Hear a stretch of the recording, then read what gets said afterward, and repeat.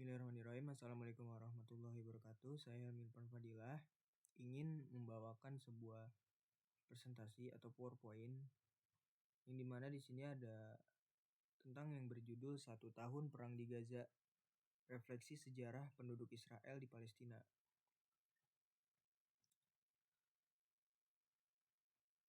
Dan di halaman selanjutnya, di sini ada Perang di Gaza, sebuah refleksi. Nah, serangan Hamas pada 7 Oktober 2023 mengejutkan dunia, menewaskan sekitar 1.200 warga Israel dan menyandra 250 orang. Israel membalas dengan serangan brutal, menghancurkan Gaza dan menyebabkan 80.000 korban jiwa dari pihak Palestina, termasuk anak-anak dan perempuan.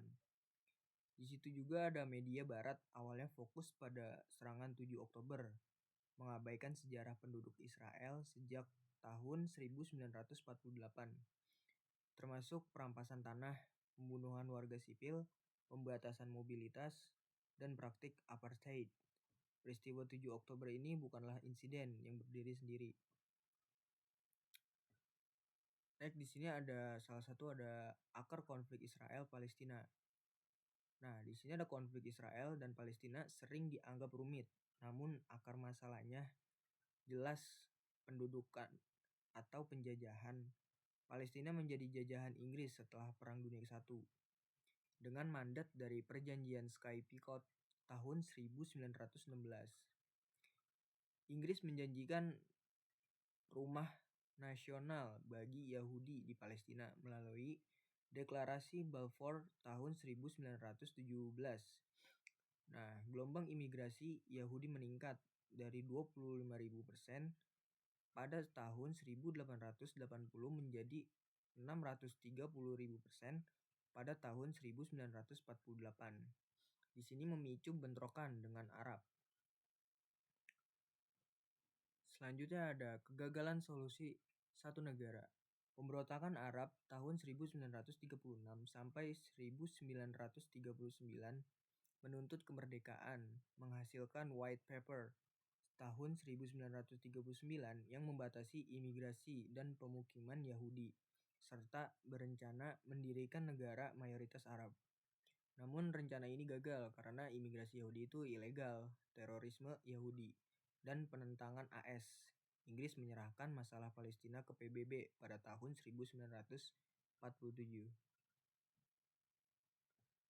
Dan selanjutnya ada rencana partisipasi PBB dan Deklarasi Israel.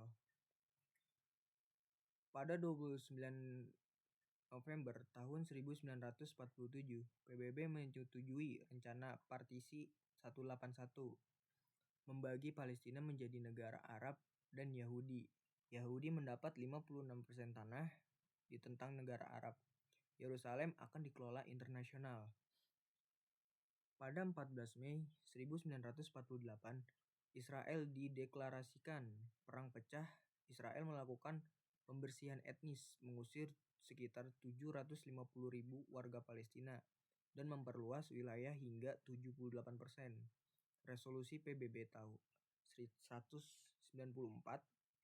atau 1948 tentang hak kembali pengungsi tidak pernah ditegakkan.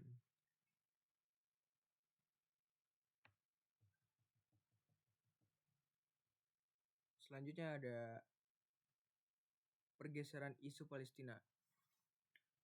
Perang 1967 menyebabkan Israel menduduki Yerusalem Timur, tepi barat Gaza, dataran tinggi, Golan, dan Sinai.